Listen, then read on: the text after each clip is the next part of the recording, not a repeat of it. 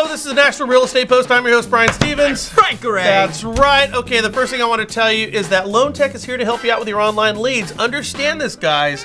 They will do this free of charge for 6 months, and they do a ton more. We've been talking about this forever. If you haven't done it, by God, for the life of you, do something different today and try Loan Tech. All you have to do is click this banner right over there or up above. The second thing I want to talk about is we're going to be doing an NFL Survivor pool. This is totally fun. It is for entertainment purposes only, but you have to give me money. Now, all the money's going to go back into the pool. Here's the deal, guys. You pick one team each week. There's no point spread whatsoever. And if you get the team right and they win, you go on to the next week. However, you can never pick that team again. Wow. The last one standing wins the booty. Wow. This one is totally fun. Salting your food makes your food taste better. We're going to salt the NFL for you. Make sense, Frank? Link down below or above on Facebook. That's right. Now we're going to go on with the show, and here it is. An article in Housing Wire says the latest Wells Fargo fake account revelation proves why the CFPB must, in fact, survive. Frank? No, it doesn't. That's right. No, it doesn't prove that whatsoever. First, the CFPB did not discover the problem with Wells Fargo. It was uncovered by the Los Angeles Times, and Wells Fargo themselves turned themselves in. Second, the Department of Justice was already positioned to levy any fines against Wells Fargo.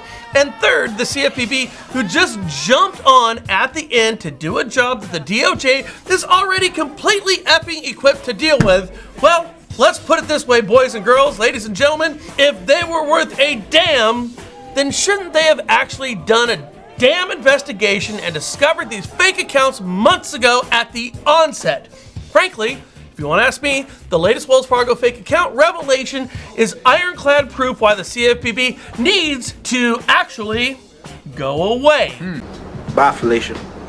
They simply didn't bring anything to the table. Frank, it's on you. Okay, moving on to another story. Check this out. There's a lawsuit by a group of, check this out, Zillow investors. Investors, right. And this lawsuit from these Zillow investors is against Zillow, the company itself, and its top executives. Damn, It Spencer. alleges that Zillow defrauded hundreds or even thousands of investors by not disclosing that its agent-lender co-marketing program is not compliant with RESPA. Can you imagine that?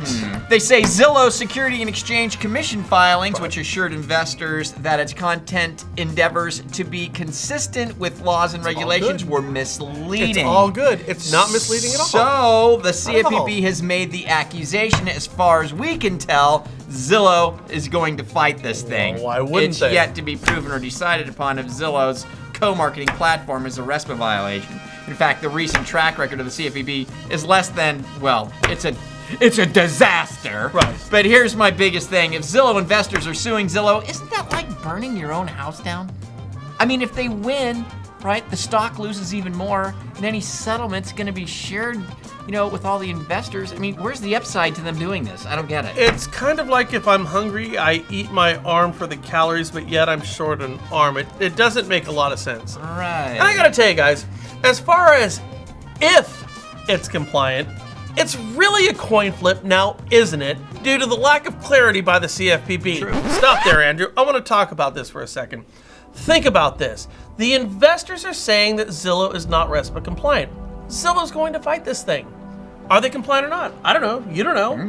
And the CFPB is certainly not a reliable source at this point because we have a lack of clarity. Because, Frank, what we're looking at here is truly, and understand this, my friends, it's the clarity that's at issue here. It's not if Zillow is or is not compliant, because certainly they have a platform that they're working from that's well thought out, and yet here they find themselves in the crosshairs.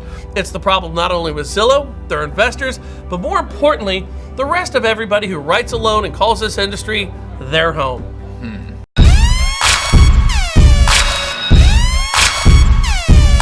So, you know, Hurricane Harvey, that's what it is, right? Hurricane Harvey is this decade's Katrina.